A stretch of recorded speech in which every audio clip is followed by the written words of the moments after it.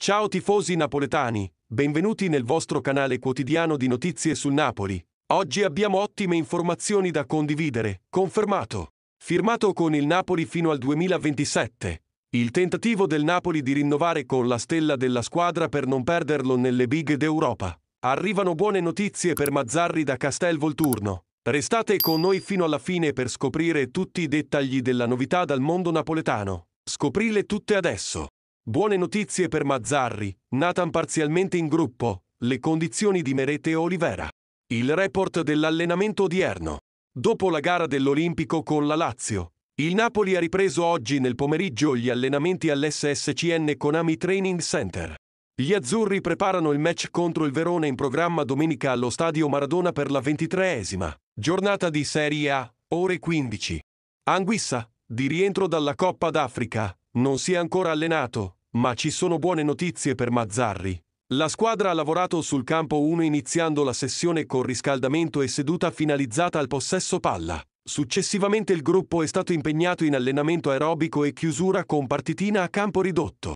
Nathan ha svolto la prima parte della seduta in gruppo e successivamente personalizzato in campo. Merete ha svolto terapie e personalizzato in campo. Personalizzato in campo per Olivera. Oggi abbiamo avuto anche due notizie riguardanti il mercato del Napoli. Vediamo la prima notizia.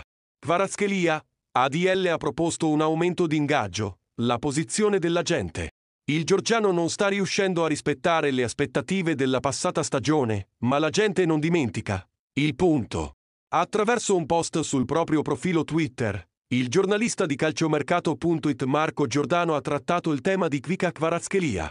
In seguito all'intervista del procuratore del georgiano Mamouka Ujeli, il Napoli sembra essersi mosso. L'offerta fatta a Victor Osimhen però pare mettere i bastoni tra le ruote ad Aurelio De Laurentiis.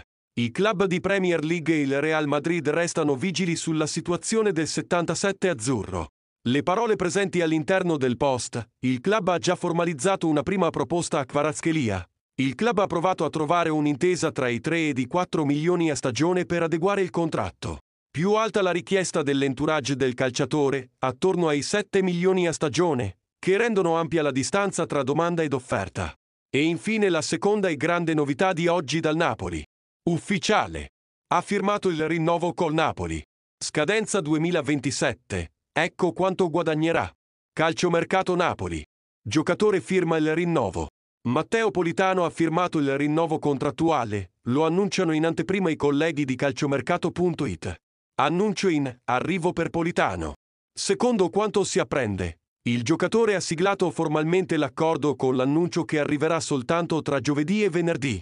Rifiutata alla fine l'offerta da 7 milioni per 2 anni e mezzo dall'Arabia Saudita, con 13 che sarebbero andati nelle casse del club azzurro. Ha firmato fino al 2027 con uno stipendio che supererà i 3 milioni bonus compresi rispetto ai 2,2 attuali. Grandi novità tifosi partenopei. Commentate se vi è piaciuto il rinnovo di Politano. A più tardi. Presto porterò maggiori informazioni sul mondo partenopei. Forza Napoli sempre e tutto per lei.